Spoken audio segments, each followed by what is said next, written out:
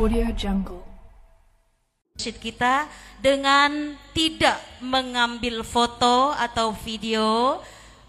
Sekali lagi, untuk tidak mengambil foto ataupun video beliau. Baik, mohon pada jamaah untuk sama-sama kita jaga bersama ustazah kita. Untuk selanjutnya, waktu sepenuhnya kami persilahkan kepada ustazah. Sallallahu alaihi wasallam. Sallallahu alaihi. Assalamualaikum warahmatullahi wabarakatuh. Alhamdulillah. Wassalatu wassalamu ala Rasulillah Muhammad ibn Abdullah wa ala alihi wa sahbihi wa man walah. Subhanaka la ilma lana illa ma 'allamtana innaka antal alimul hakim. Rabbi shrah li sadri wa yassir li amri wahlul 'uqdatan min lisani yafqahu qawli. Amma ba'du. Sama-sama kita sayangi sahibatul majlis ukhtina Ibu Yanti beserta seluruh keluarganya, suami, anaknya, dan seluruh keluarga besarnya. Kita doakan selalu berada dalam rahmat ridha Allah Subhanahu wa taala. Dipanjangkan umurnya, sehatkan badannya, mudahkan urusannya, dikabulkan hajatnya, semakin dicinta Allah Subhanahu wa taala dan Rasulnya. Juga pimpinan majelis ta'lim Ibu Umi Pipik, kita doakan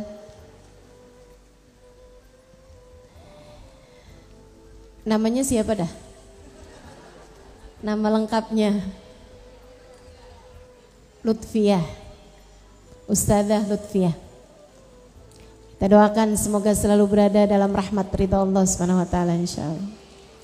Juga semua yang hadir di majelis ini, segenap hubabah, syaraif, para pimpinan majelis ta'lim, ibu-ibu nyai, pimpinan pondok-pondok pesantren, dan juga ibu-ibu, kakak-kakak, adik-adik, anak-anak, nenek-nenek, janda-janda, yang semoga semuanya dirahmati, dicintai Allah Subhanahu wa taala, disayangi, disyafaati Nabi besar Muhammad sallallahu alaihi wasallam insyaallah. Amin ya rabbal alamin. Teman-teman saudaraku sekalian yang saya muliakan, saya pernah dengar dokter yang baik adalah dokter yang pernah mengalami sakit yang sama dengan pasiennya.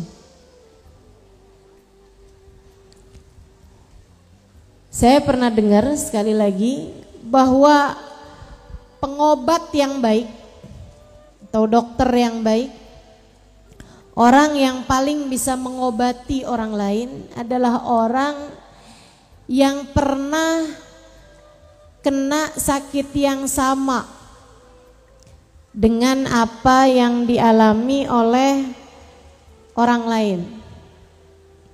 Kalau kita pernah mengalami sakit yang sama, nah itu kita lebih bisa ngobati orang lain, kita lebih tahu caranya gitu.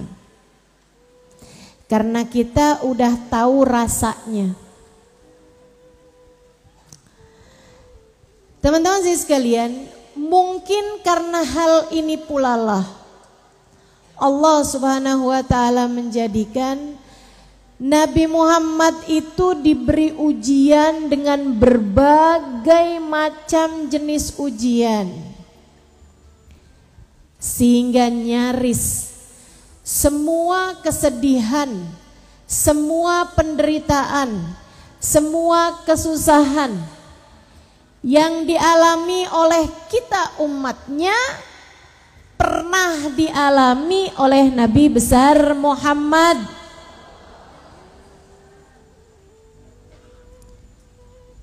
Barangkali sebuah penghiburan bagi kita umatnya bahwa Nabi Muhammad pernah menanggung derita yang lebih besar bahkan daripada kita. Sehingga kalau ngadu sama Nabi Muhammad yang paling tahu. Jadi kalau kita bilang gitu, ya Rasulullah, ini saya umatmu, saya kehilangan orang yang saya sayangi, Nabi Muhammad bakal bilang, iya, saya tahu rasanya. Kalau kita bilang sama Nabi Muhammad, Rasul, sakit nih, Nabi Muhammad bakalan bilang, iya, saya tahu rasanya. Kalau kita bilang sama Nabi Muhammad, Rasul, disakiti orang nih, Nabi Muhammad bakal bilang, iya, saya pernah ngalaminnya. Kalau kita bilang sama Nabi Muhammad alaihi salam, Rasul, susah nih hidup miskin, Nabi Muhammad bakal bilang, iya, saya pernah ngalaminnya. Kalau kita bilang sama Nabi Muhammad, lapar Rasul, Nabi Muhammad bakal bilang, pernah berkali-kali lipat saya mengalaminya. Apapun jenis susahmu, apapun jenis deritamu, Nabi Muhammad sallallahu alaihi wasallam mengalami bahkan yang lebih daripada apa yang kamu alami. Sebab Nabi Muhammad, Allah subhanahu wa ta'ala menghendakinya menjadi seseorang yang azizun alaihi ma anittum, berat baginya musibah yang menimpa kalian. Nabi Muhammad ikut serta menanggung beban, kesusahan, derita, kesengsaraan, sakit yang kita semua alami. Teman-teman saudaraku sekalian, karenanya Nabi Muhammad sudah bilang sama kita nih umat, sebab Nabi tahu hidup tak pernah ideal untuk siapapun. Nabi tahu kita hidup nih pasti bakalan ada susahnya. Nabi tahu kita nih sebagai manusia nggak akan ada yang hidupnya berjalan mulus. Jalan tol yang katanya bebas hambatan aja macet.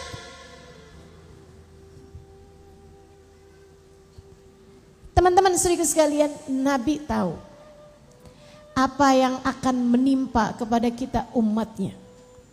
Berbagai macam derita, berbagai macam hal, berbagai macam kesulitan. Karenanya Nabi Muhammad dah pesan sama kita. Ini biar jadi hiburan nih. Ingat-ingat terus. Saya kalau lagi susah, namanya orang hidup ada susahnya aja. Betul kan ya? Kalau lagi ada kesusahan yang datang dalam hidup saya inget-ingetin nih ucapan Nabi Muhammad SAW. Jadi hiburan saya. Saya yakin juga jadi hiburan bagimu asal kamu ngerti, asal kamu paham. Teman-teman sekalian saya muliakan, bahkan sekedar deritamu nih seperti sekarang misalnya, panas,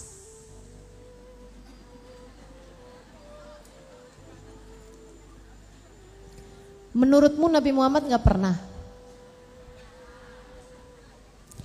hijrah ke Madinah di musim cuaca saat itu di atas 50 derajat Celcius?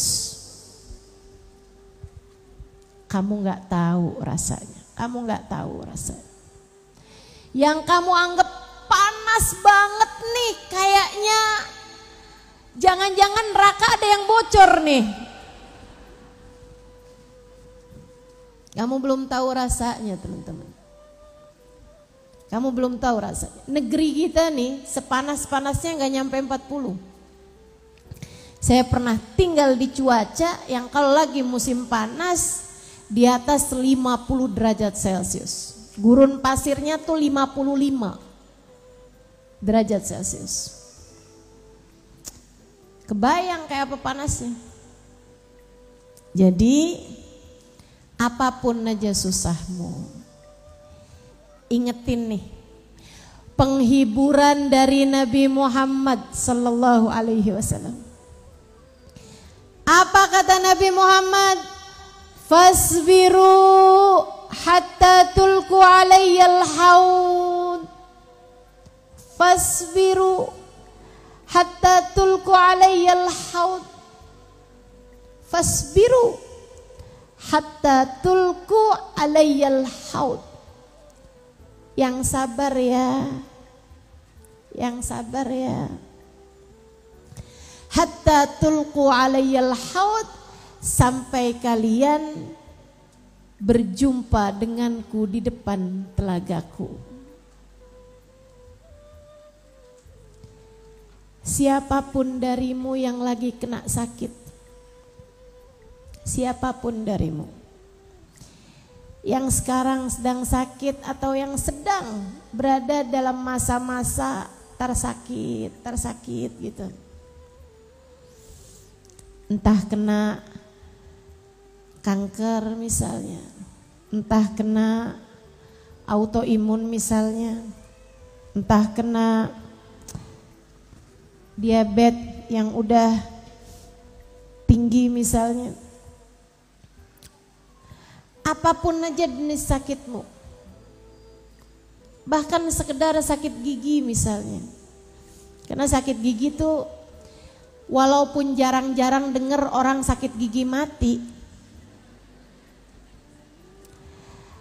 tapi rasanya luar biasa banget gak sih? Maka setiap kali kamu lagi kesakitan, ingetin nih ucapan saya.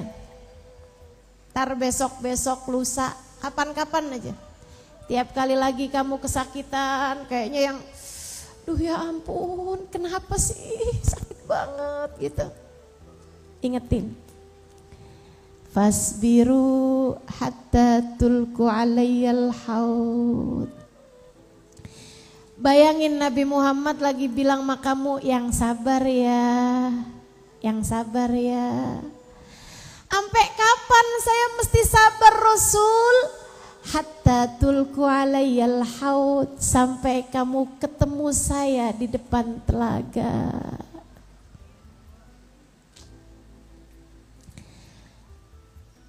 Saya udah coba ini teman-teman. Kayaknya langsung segede apapun susah, saya kalau udah inget fasbiru hatta tulku alayyal haud, hati saya kayak yang langsung yang nggak apa-apa, nggak apa-apa, nggak apa-apa. Karena dibanding perjumpaan dengan Nabi Muhammad, semua susah itu nggak ada artinya. Karena dibanding perjumpaan dengan Nabi Muhammad, semua deritamu tidak akan menjadi sebegitu besarnya. Karena dibanding perjumpaan dengan Nabi Muhammad, semua susahmu menjadi tak ada artinya. Semuanya menjadi harga yang pantas untuk dibayar perjumpaan dengan baginda Nabi besar Muhammad. Teman-teman sekalian, bahkan jika andai kamu kehilangan seseorang sekalipun, gak apa-apa, yang sabar. Hatta tulku alayyal haud, sampai kita ketemu sama Nabi Muhammad. Syaratnya satu, kamu tetap di jalannya. Dah itu aja. Syaratnya cuma satu aja. Jangan berpaling, jangan ninggal, jangan kamu putuskan untuk tidak berada di jalannya Nabi Muhammad. Apapun yang terjadi dalam kehidupanmu, teman-teman saudaraku sekalian, putuskan untuk tetap ada di jalannya. Dan semuanya menjadi berarti. Semuanya menjadi tetap bernilai. Semua perjuanganmu menjadi ada harganya. Semua kesabaranmu berbuah manis jika kamu tetap memutuskan untuk ada di jalan Nabi Muhammad.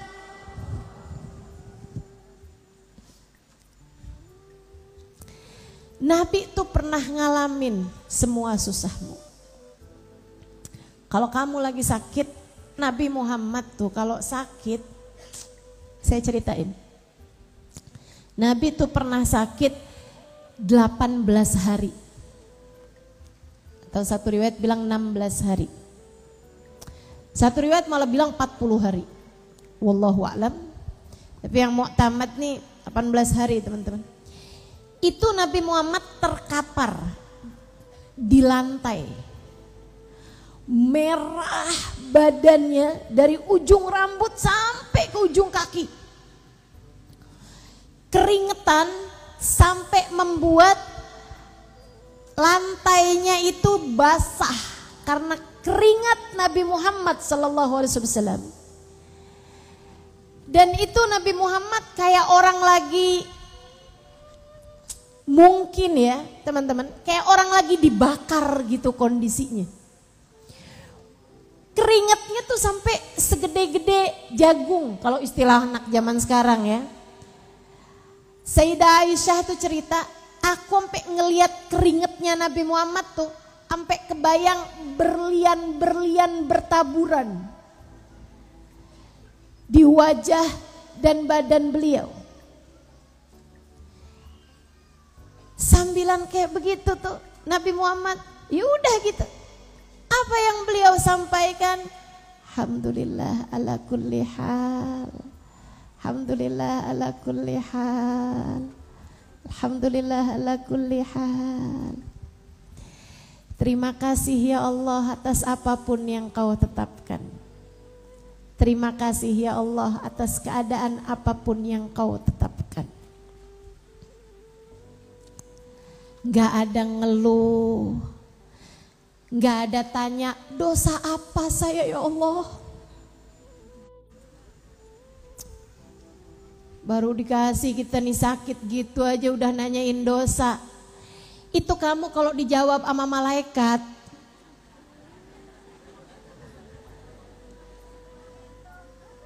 kamu bilang dosa apa nih saya ya Allah, kok saya dikasih sakit kayak begini? Kata malaikat, ya banyak lupa.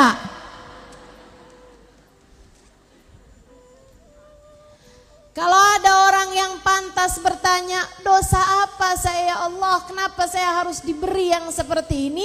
Nabi Muhammad sallallahu alaihi wasallam, manusia tanpa dosa, manusia tanpa aib, manusia tanpa celah, manusia yang hatinya selalu terjaga, manusia yang Allah tak pernah hilang dari hatinya. Akan tetapi Nabi Muhammad bersama dengan sakit yang sudah teramat sakit, Nabi Muhammad tak pernah sekalipun bertanya, mengapa saya ya Allah?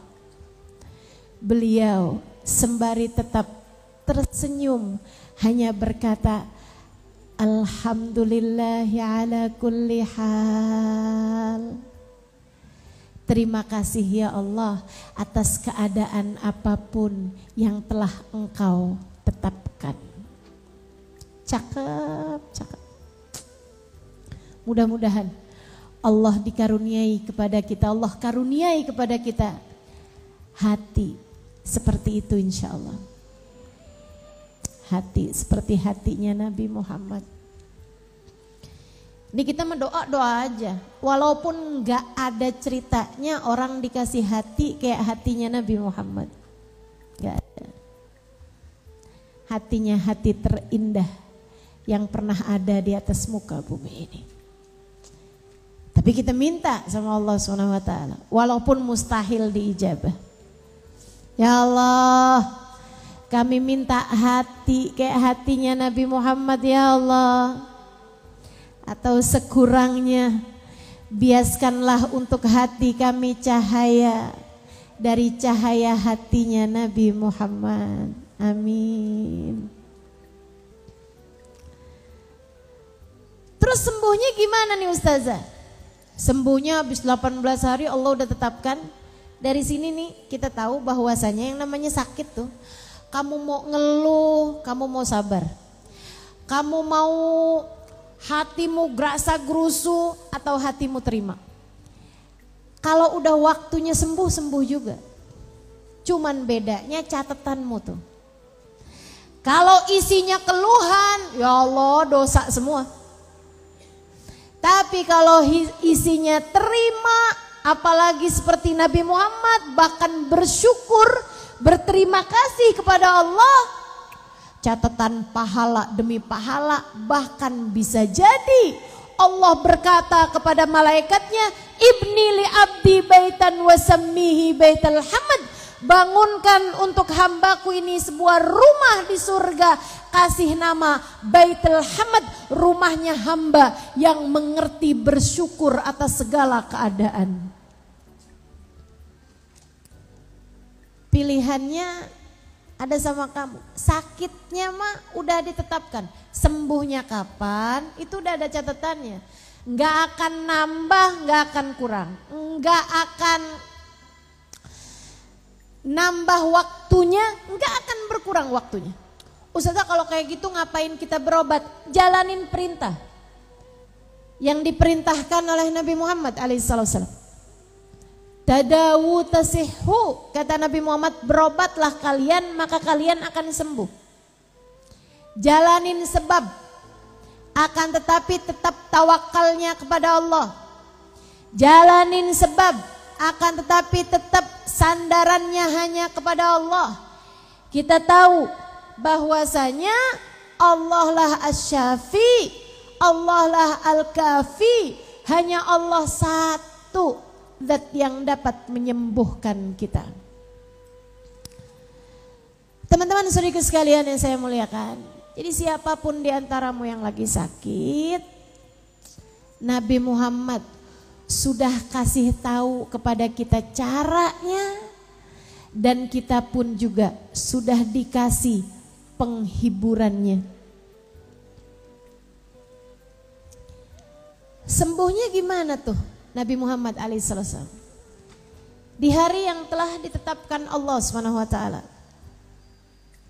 Allah jadikan Nabi pas kayak begitu, didatengin sama 2 malaikat.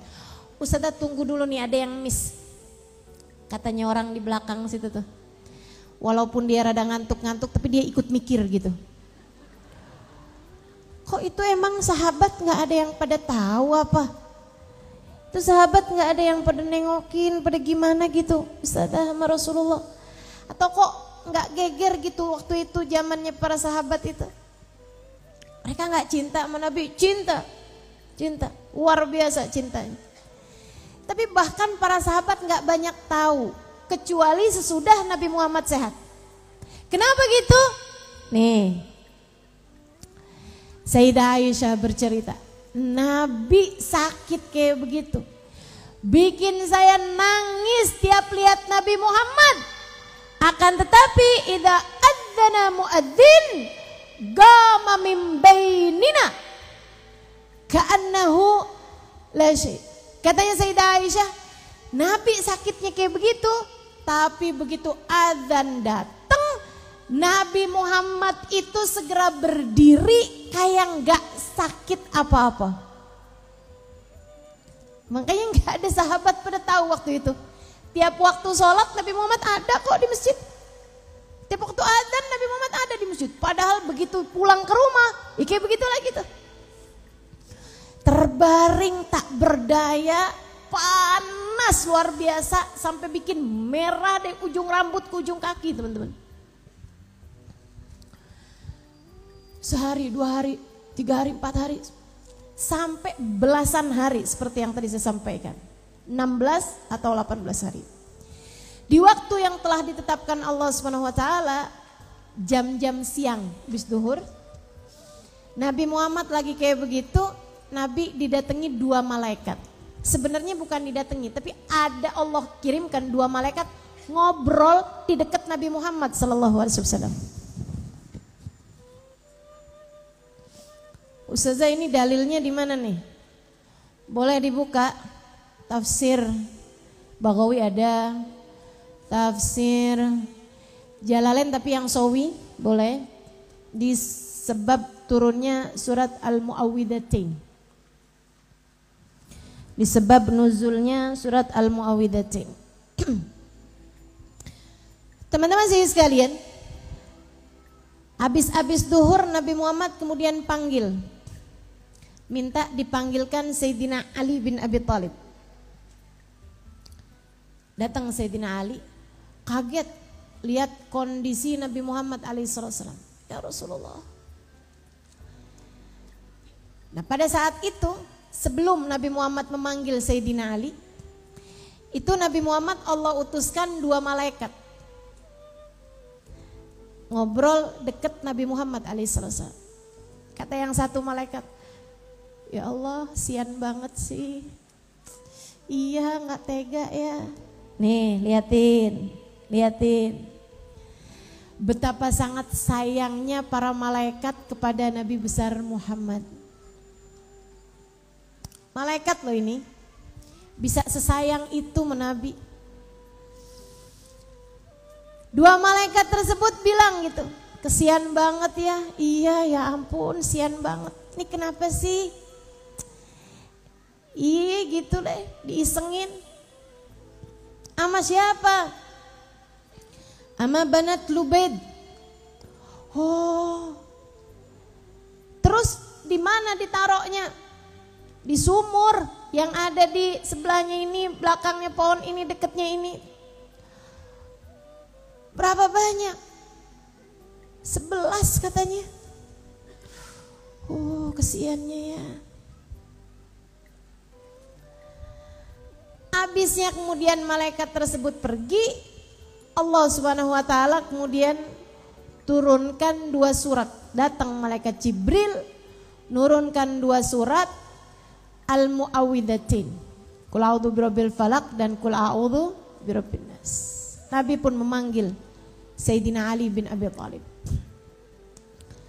Lebih ya Rasulullah. Kaget Sayyidina Ali lihat kondisi Nabi Muhammad. Apa yang dapat saya lakukan wahai Rasul? Ali, tolong pergi ke sumur. Kasih tahu sumurnya. Lebih ya Rasulullah. Daerah ini dekat sini, kasih tahu. Lebih Rasul.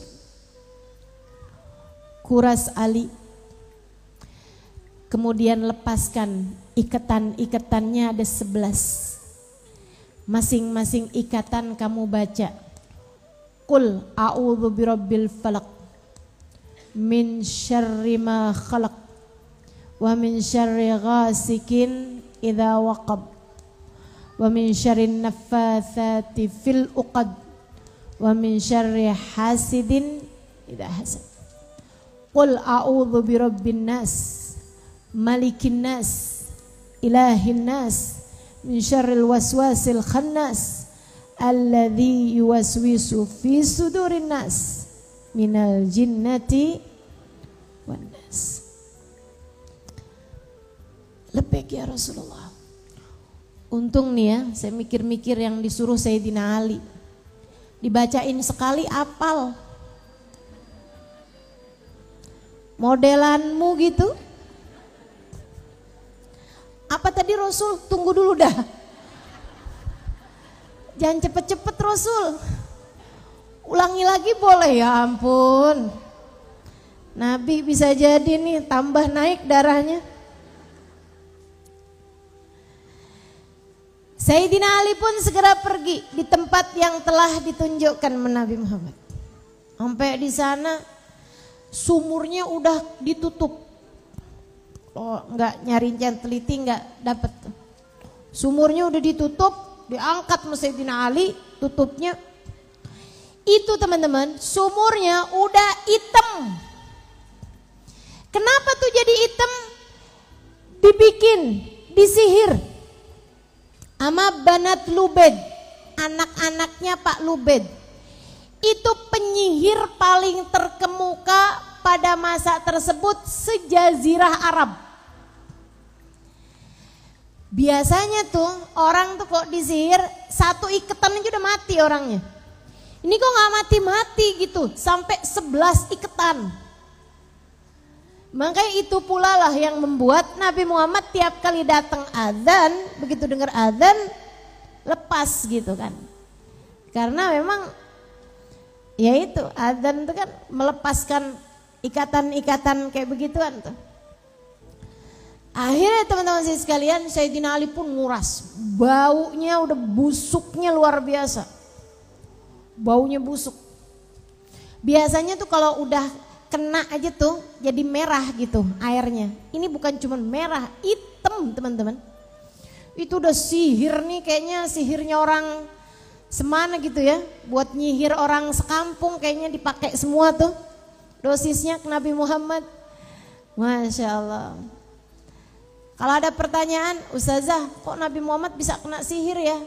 Katanya orang kalau kuat zikirnya aja gak kena sihir. Teman-teman sekalian, ini adalah berbagai macam jenis ujian.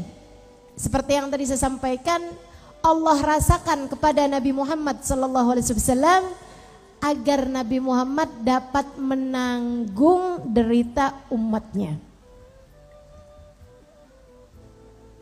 Allah kasih rasa sama Nabi Muhammad, membuat Nabi Muhammad tambah kenceng doanya ngedoain umat, sehingga akhirnya Allah putuskan umatmu yang kenceng doanya gak kena dah gitu. Justru Allah kasih kayak begitu karena sayangnya Allah kepada Nabi Muhammad.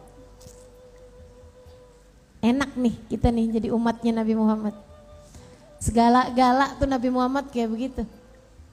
Sakaratul maut juga kan kayak begitu.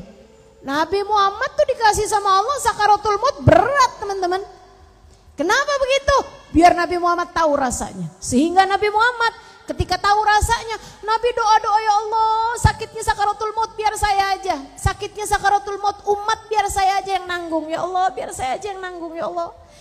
Selamatkan umat saya dari sakitnya sakaratul maut. Nabi itu segitunya sama kita.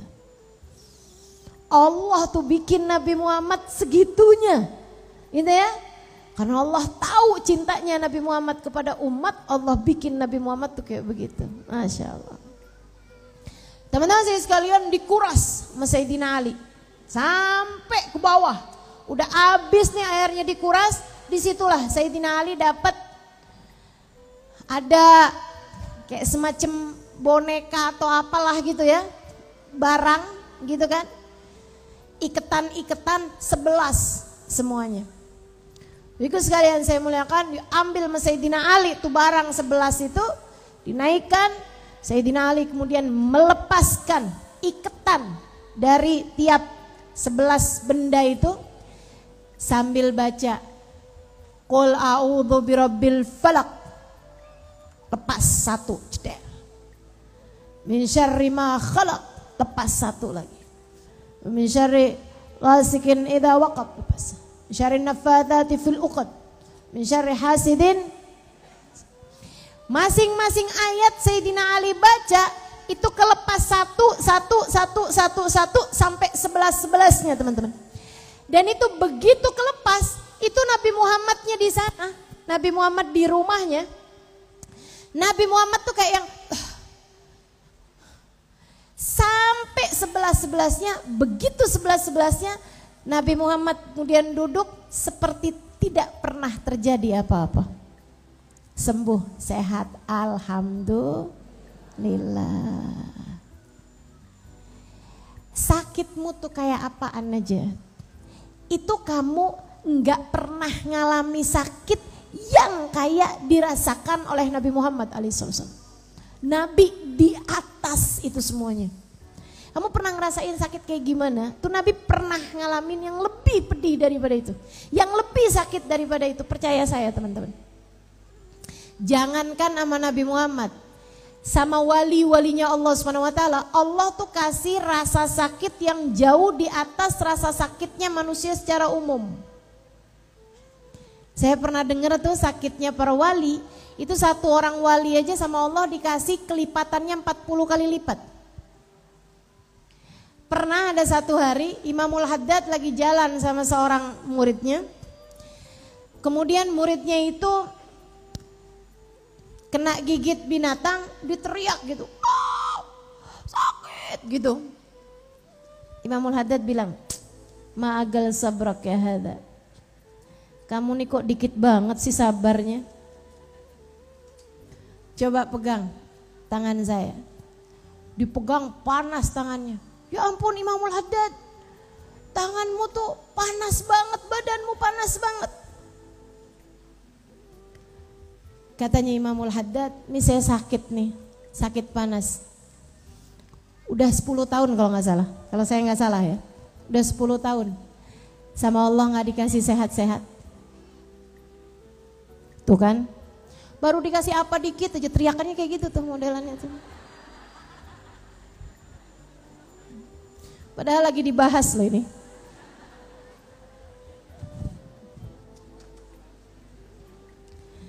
Ma'agal sabrak ya hadha, kata Nabi.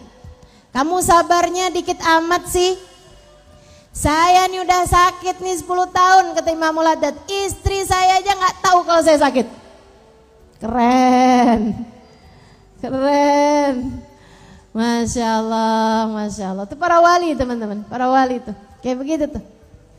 Apalagi Nabi. Jadi dah, setiap kali kamu lagi berasa sakit, ingetin Nabi Muhammad. Kamu bilang apa yang dibilang sama Nabi? Alhamdulillah ala kulli hal.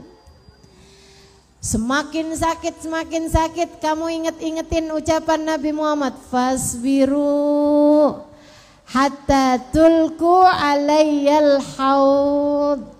Yang sabar sampai kamu bisa berjumpa denganku di depan telagaku.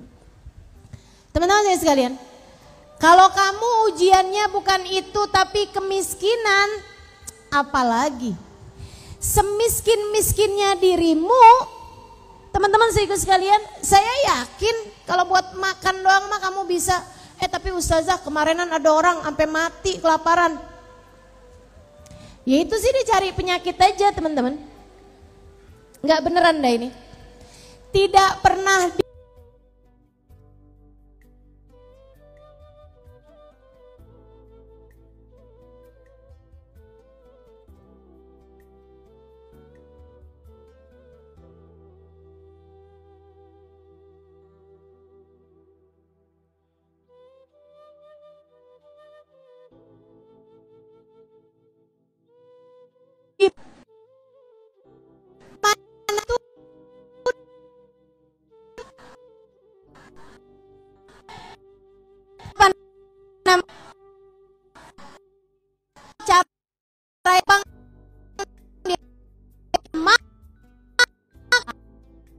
berhenti makan sebelum,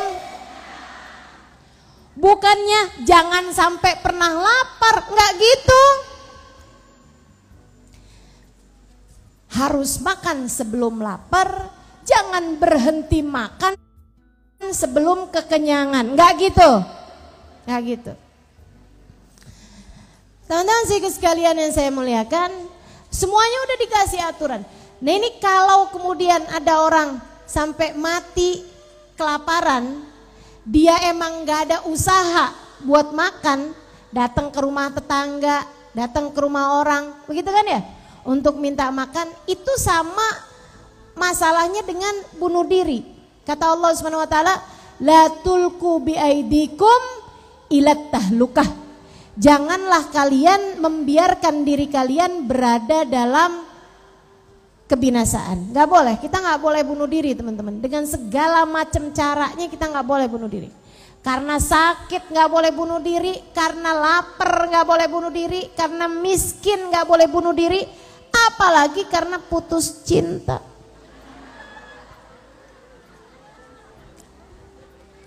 Gak boleh bunuh diri, gak boleh.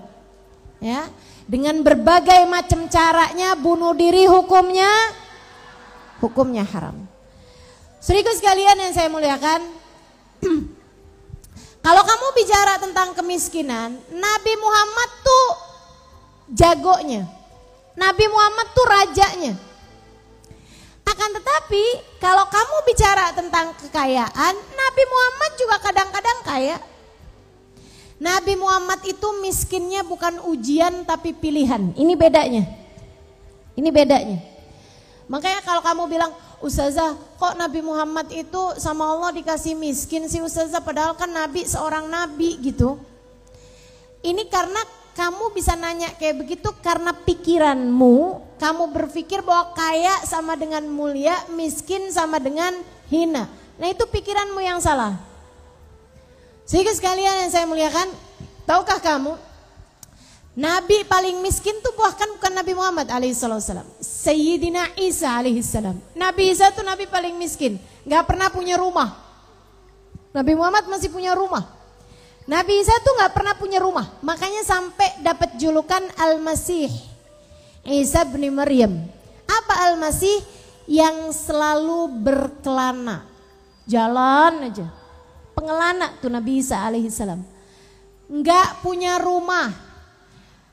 Harta dunianya hanya yang melekat di badan, kecuali sisir, gelas, sama Injil. Satu waktu teman-teman, kecuali yang diperlukan sama badannya ya. Maksudnya alas kaki, nah itu kan yang dipakai, peci yang dipakai, baju yang dipakai gitu.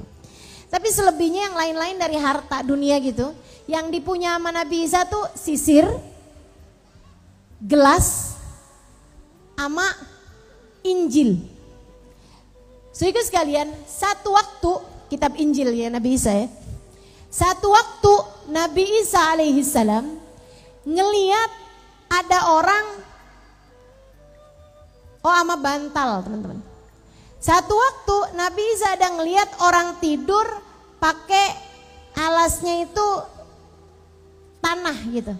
Tanah diiniin terus dibuat alas. Akhirnya beliau pun sedekahkan bantalnya. Satu waktu beliau ngeliat ada orang sisiran pakai tangan. Beliau sedekahkan sisirnya. Satu waktu beliau lihat ada orang minum pakai air. Beliau pun sedekahkan gelasnya. Satu hari beliau lagi tiduran di atas tanah. Datang iblis. Iblis bilang kayak begini sama Nabi Isa. Cie-cie. Yang udah damai sama dunia, cie-cie. Itu digodain iblis. Nabi Isa, cie-cie yang udah nyaman sama dunia, cie.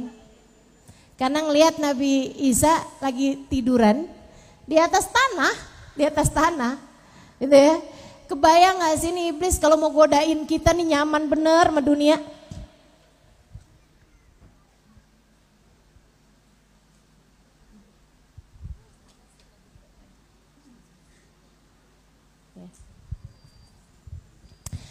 Teman-teman saudara sekalian yang saya muliakan,